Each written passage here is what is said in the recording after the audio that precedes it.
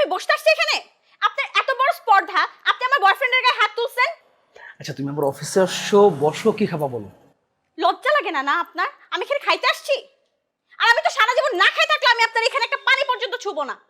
আচ্ছা তুমি শান্ত হয়ে বসো, বা অতিরিক্ত রাগ ব্লাড প্রেশার, কোলেস্টেরল, হার্ট, নানান ধরনের রোগ শোক হয়, দরকার নাই।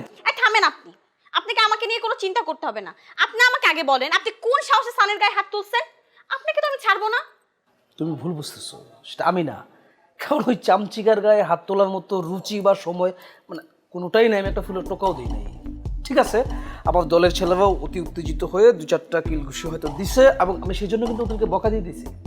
আপনার কি মনে হয় হ্যাঁ, আপনি আমার বয়ফ্রেন্ডের গায়ে হাত তুলবেন, আমি আপনাকে ভালোবাসি ভালোবাসি করে আপনার এখানে ছুটে আসবো? হ্যাঁ, আপনি আমাকে কোনোদিনও পাবেন না, নেভার এভার।